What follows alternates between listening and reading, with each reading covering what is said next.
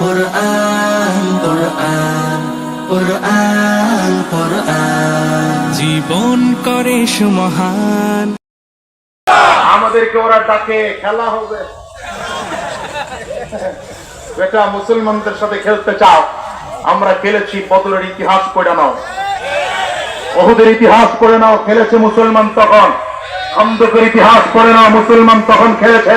আর কথা বলেন না কেন? ওনার ইতিহাস পড়ে নাও, মুসলমান তখন খেলেছে। খেলতে চাও তো তখন তো তোমাদের সাথে পুলিশ ছিল, আর্মি ছিল, র্যাব ছিল, বিডিআর ছিল, বিমান বাহিনী ছিল, কামান বাহিনী ছিল, হেলিকপ্টার দিয়ে গুলি করেছ। তারপরেও তো খেলায় জিততে পারো নাই।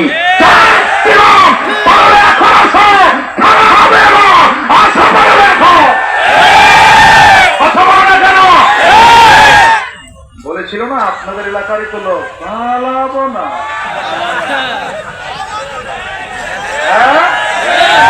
কথা কও না। ওরা বলেছিল কি? কোথায় তোমরা এখন? মাহফিল বন্ধ করে দিতে চেয়েছ, ইজতেমা বন্ধ করে দিতে চেয়েছ, কোরআনে আলোচনা বন্ধ করতে চেয়েছ। খোদার কসম করে বলি, জমিনে যারা কোরআন বন্ধ করে দিতে চায়, ইসলাম বন্ধ করে দিতে চায়, ইসলাম বন্ধ হবে না, কোরআনের আওয়াজ বন্ধ হবে না। যারা বন্ধ করে দিতে চাবে ওরা বন্ধ হয়ে যাবে, ওরা বিলীন হয়ে যাবে। মামলা দেওয়া হয় নাই কার বিরুদ্ধে? কার বিরুদ্ধে মামলা দেওয়া হয় নাই বলেন? আল্লামা দিলওয়ার হোসেন সাইদি সাহেবের বিরুদ্ধে মামলা দেওয়া হলো। কি? ৭১ মানবতা বিরোধী ছিলেন। বলবেন না? নাউজুবিল্লাহ বলবেন না? আল্লামা মামুনুল হক সাহেবের বিরুদ্ধে মামলা দেওয়া হলো, ধর্ষণ করেছেন। জোরে বলবেন না? খালিদ সাইফুল্লাহ আইয়ুবী সাহেবের বিরুদ্ধে মামলা দেওয়া হলো, গুলিস্তানে ককটেল নিক্ষেপ করেছেন। হাফিজুর রহমান সিদ্দিক কুয়াকাটা হুজুরের বিরুদ্ধে মামলা দেওয়া হলো, ইহসান করে লক্ষ কোটি টাকা আত্মসাৎ করেছেন। আমার কাছে এই মামলাটা মানসম্মত হয়েছে, এটাও তো লক্ষ কোটি টাকা। পীর সাহেব চরমনের বিরুদ্ধে মামলা দেওয়া হলো, ১০,০০০ টাকা পকেট মেরেছেন। জানেন আপনারা?